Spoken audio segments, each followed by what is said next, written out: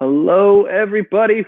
Welcome to JPS Football Division Preview. We're doing the NFC East. Nobody cares, but we do. We do. So if you're like us and you like the Cowboys or the Giants, or I guess if you're an Eagles fan, or if you just like pain. or if you're just a masochistic fuck, join us for the NFC East preview. We're gonna break this down for you. Oh yeah, I guess Washington fans probably exist. They had a little success. They might exist while a team name doesn't, It's coming, we swear, next year. for sure. We'll be breaking that news. Okay. Let's start at the bottom of the barrel. Let's go with the Philadelphia Eagles. I have tipped my hand there. I don't see them overcoming a shitty roster and a interesting coaching pickup. Sirianni, it's a tough thing to overcome a shitty roster when you're in the profession. That's something that I don't think is a formula for winning. At least they they might be in a position to lay down 2 years in a row and decide the division winner. Fucking douchebags. Yeah, you're still angry about that, huh? Jalen Hurts. Jalen Hurts is pretty much the only name out of Philadelphia that's mattered for them. What shot do you give that kid? I mean, I think he's got a lot of talent. I think he's been in a lot of tough situations. Shots in the defenses around the East are gonna give them. Yeah. This is the thing. Their O-line is not very good. I think one position where you could say, oh, wow, those guys have the ability to excel, believe it or not, it's actually tight end. Because Zach Ertz is still alive and he's still playing with them. Dallas Goedert is the main one, but, the two of them together could help out any young quarterback. I'm not going to discount that.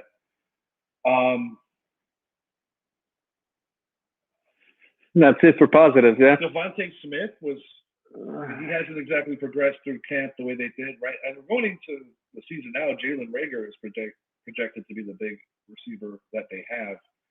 Miles Sanders always seems to get injured. Boston Scott would be his backup. Defensively, a lot of mistakes left and right. They gave up a lot of big plays last year. They're not a good team, guys. When I think as representatives of the fan bases in Dallas and New York, elected by nobody, we can safely say we're okay with it. The Eagles can suck again. I'm always happy to see them be a trash team. Sorry to the few Eagles fans we know. Yeah, I say we recast the ballot. We're not going into ballot talks either. So speaking of clusterfucks in Washington, let's talk about the football team. Not a clusterfuck. I actually think a lot of people are picking them to repeat. Going into voting, and now we're into Washington. Thanks, Somebody man. vote for a fucking name for this team? Thanks, man. So yeah, I did see a number of outlets predicting them to be the first NFC East team to repeat as division winners since 2004. No iPhones back then. Yeah, buddy. So it is somewhat of a major prediction to pick them to win, and I actually kind of believe in it, and I'll get to why more when we talk about my team. But what do you think? Do you give them the edge here to be the favorites in the East?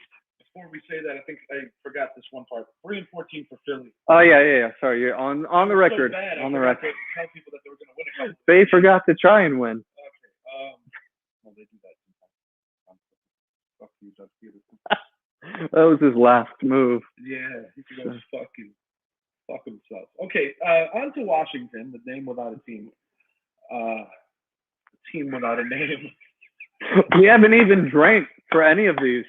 This is incredible. All right, so the Washington football team. Let's tell you this.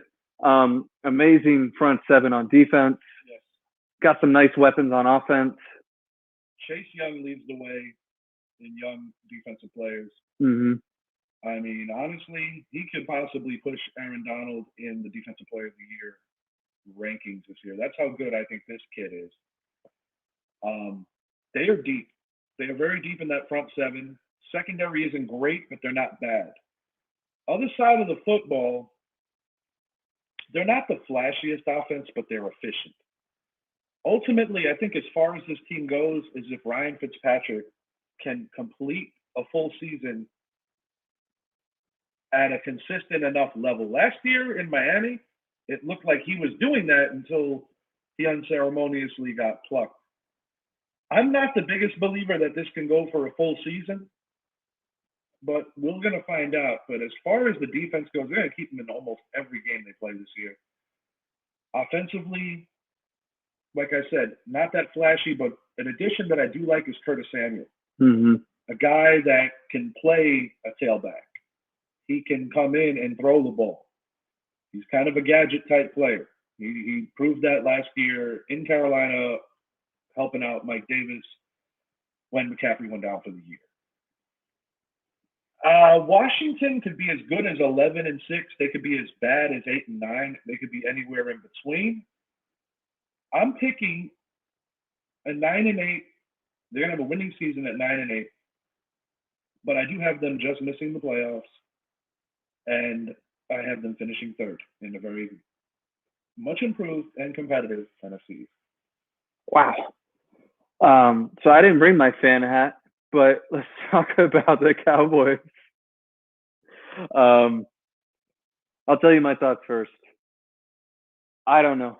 I never know with this team anymore. It's really like our ceiling is always pretty high, and we never seem to live up to it. I told you earlier outside. Hard Knocks was maybe the most boring I've ever seen. What did I tell you in response to that? Yeah, so it might be a good thing. Dallas had a very boring offseason. The only thing we talked about obsessively was whether Dak was healthy or not. And the one takeaway that was positive from Hard Knocks is Dak looks confident. He looks really confident, borderline cocky, which I want in my quarterback. Especially coming off of a serious injury, he looks the part. So the sad part is we're not going to go as far as Dak takes us. That's not how we're built, as good as he's become. We're going to basically rely on our defense to be at least average. If our defense is average and our offense stays even reasonably healthy, we should be able to win this division, even against a probably more balanced Washington football team. That being said, I don't have any reason to think our defense has progressed that far with not enough improvements to our secondary. I think Dan Quinn is an upgraded defensive coordinator, but he's not a magician. He doesn't have the talent he had with the Legion of Boom. And the offense, while extremely explosive, has to be ball control. And we didn't see enough of that last year when you got Zeke putting it on the carpet 3 times in a game, or Dak forcing the ball into interception. So I got us finishing second in the division. Let's hear what you think about Dallas. You make valid points about they go as far as the defense takes them. And you said this outside earlier, they don't necessarily have to be a top 10 unit. But anywhere between the top, say, 14 to 18 would be a nice little upgrade. Offensively, they're going to be good. Dak has 3 excellent wide receivers, CeeDee Lamb, Amari Cooper, Michael Gallup. He has 2 quality running backs. One is a star and one is very good. The star being Zeke, who needs to get back to that form, that 2016 form, because Dak recently said he doesn't expect to have the kind of year that he had last year when people were shooting the MVP talk before the unfortunate injury. He says, I don't want to have those numbers, because if I do, that means I'm doing too much. If Dak's throwing the ball, not playing bounce. Right. If he's throwing it 40 times a game, we're not sticking to the game plan. We want Zeke to carry the ball 25 plus times or have 25 plus touches, and Tony Pollard to have 10 and up. Ultimately, I think this is a 3-team race in the NFC East. I think the Week 17 game between the G-Men and the Washington football team can very well decide who of the 3 goes to the playoffs, possibly sending 2. And the reason I think the NFC East is sending 2 is because I am predicting the Dallas Cowboys to go 10-7, which would secure a wild card berth. So who's the division champion? Homer hat on? So we're going to go there. All right. Let's talk about the New York Football Giants and Richie's predicted ascension to winners of the NFC East. Last year, in a historically bad year for the NFC East, the New York Giants were robbed. It wasn't the 10 games they lost Wow. It was the 3 hours that Philly decided we're not going to play anymore. We could win this game. Why are we going to do that to the Giants? Fuck you, Philly. Fuck you, Doug Peterson. All right. So the path to victory is. This is the thing, okay? Giants had one main subtraction on the team, which would be Dalvin Tomlinson. They did pick up Danny Shelton, respectable guy to help replace him. Dexter Lawrence has ascended into getting more playing time. Blake Martinez, how he didn't make the Pro Bowl last year is beyond me, but he had a great year. James Bradbury, top 5 corner in the league, and they recently signed Adoree Jackson to be opposite him.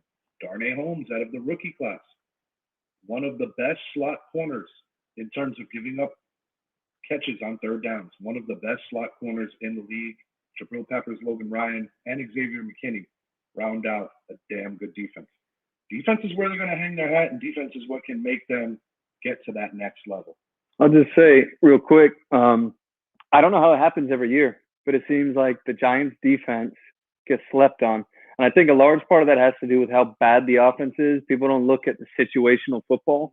They look at the scoreboard and say, well, they gave up this many points, and say, yeah, the defense was on the field for 80% of the game and had a short field to work with. So, yeah, the defense, as a Cowboys fan, all the weapons we have, I'm a little nervous playing the Giants, not because of, the velocity of Daniel Jones, but that defense matches up well against our weapons and most teams. My concern with my team is not necessarily how they match up with the Cowboys, while I do have the Cowboys and Giants having identical records.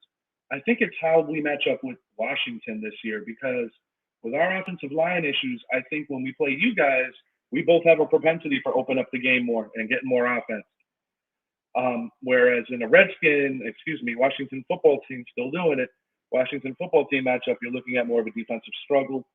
The saving grace and the reason why I think Dallas and the Giants have better years than Washington is because I have a higher belief in Dak Prescott and in Daniel Jones. Yeah, I said it.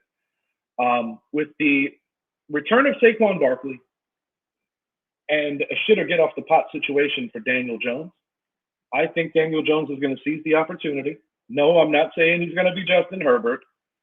I'm not even saying that he's going to be Eli Manning when Eli Manning finally got over his little shortcomings in the first few years. But I do think Daniel Jones is going to lower the mistakes. And I think the one thing, even in limited preseason action, that I did like is that he is taking sacks better. He's holding on to the football more. I wanted to punch my TV when he threw that interception against the Patriots, but it's a game that doesn't count. I do feel that from the offensive standpoint, Saquon Barkley, just like that, just like Joe Burrow, has a legitimate chance to be comeback player of the year. He will be in the conversation. But having said that, similar to Dak, how you don't want him doing too much, I feel the same way about Saquon.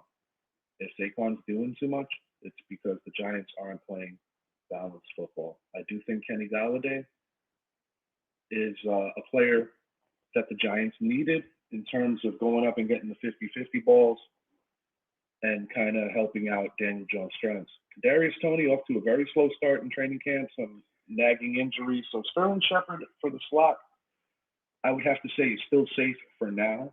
If Toney emerges, I do believe that'll be his job. And Darius Slayton should benefit from having a former Pro Bowler opposite him. And I could speak a little bit on Kadarius Toney, being a Gators fan and watching him for his whole college career. Say, he skews more as a gadget player, like you talked about, more so than a pure slot player. Pass this year. I'm calling it out. Yeah, and the thing about him is it might take him a while to get involved, but he only needs one play. He is super explosive. People early in his career made the Percy Harvin comparison, and it's not a great analogy, but it is the same type of game-changing ability. He's dangerous. He's a weapon. And, I wanted to point out the irony of what we're talking about, our two teams. We have kind of the opposite need. I need my quarterback to have to throw the ball less, and you need your running back with with less usage, we'll say. Which means that we need more out of our quarterback, and you need more out of our running back. So it'll come down to how that pans out for both of our teams. Washington, I still got to take them as the favorites because they have proven that their formula works, whereas we're both waiting for ours to pan out. We have all the weapons, and that hasn't taken us anywhere the last couple of years. You guys invested in Daniel Jones, and now you've put the pieces around him. I got to ask you this, though, in closing here. Do you have one player on your team that might not necessarily be a household name that you think could be a heavy contributor, or just a contributor that can sway things for you guys to be the team you need to be? To wear my homer hat, I go with my first home in the Gators. Keanu Neal. He was a Gator great defensive back, and they've converted him to sort of a strong nickel linebacker role. I think that he's not going to put on like Pro Bowl performances, but as I said before, our defense doesn't need to be elite for us to be a very good team this year. And I think he will make enough big plays. He's a hard hitter, and we'll get some of those big hit plays. It might not even make the highlight reel, but give the team a little bit of juice to make a stop. Or when we do make a stop, to bring some juice back with the offense to do something with the ball. Because for years, my defense has not created turnovers. So it's been a lot of, you're only getting energy from your offense because the defense isn't making the big play. I think Keanu Neal is going to fuel some of those young bucks like our Parsons. Yeah, Mike Parsons. Our first round draft pick. Some people questioned it. I think he's a good player. Trayvon Diggs. Our young defensive players that we brought in need something to give them inspiration. And I see Keanu Neal as a veteran presence, very familiar with Dan Quinn too. He knows how to use him. I'm looking forward to his impact. I'll flip you back the question because I think you probably got a name or two to throw for your team. I've got two, but I'm not going to focus on either too much to drag along. Kyle Rudolph, one thing I love about his addition, well, first of all, Evan Ingram's going to be out the first 2 weeks at minimum. He's probably coming back for Eli Manning. Get used to hearing that. Get used to hearing that quite frequently, unfortunately. I think Kyle Rudolph serves as a solid extra blocker, which we're going to need with that questionable O-line. I could have easily picked any of the linemen and been like, we already know about our line problems. I'm not going to go there. Kyle Rudolph has not dropped a pass in like 2 years. So that's a good thing to have when you know about Ingram's history. But the guy that's really on my mind and what I found intriguing, the Giants are carrying 2 fullbacks on this roster, which is kind of unheard of. Fullback has been a dying position in the NFL for quite some time. But a good friend of mine, Quentin Moore, based out in Atlanta, Georgia, a huge Giants fan, and myself have talked about this quite frequently. We like his running style, and we believe that while there's no Alfred Morris this year, he got invited, he got let go of. There's no more Deion Lewis. There's Saquon. There's some other guys, Booker. I like the fullback / big body running back, Elijah Penny, to contribute more in the running game and bring that physicality that we haven't seen since Brandon Jacobs. By no means am I claiming that this man is Brandon Jacobs, but what they do have in common is they are both intimidating downhill runners. And Penny knows how to block, and Penny has a good set of hands for a big man. I have a feeling that he's going to contribute, and it may bring back shades of fullbacks from better Giants years. I'm talking about guys like Henry Hynoski, Madison Hedgecock, and if you really want to go back, Maurice Carthon. If he can be a third of any of the dudes I just named, I'd be very happy to see what Elijah Penny brings. I think he is an under-the-radar contributor that nobody's thinking of right now. On the goal line situation, short yardage, I love this guy. I noticed that shit in Madden. Anyway, thank you all so much for listening. We hope you enjoyed this NFC East preview. If you are interested in any other division, we have them all, so check them out. And give us a follow on Facebook, Twitter, YouTube, Instagram, whatever you like to do your social media eating on. Thank you so much for listening to us. We'll see you next time.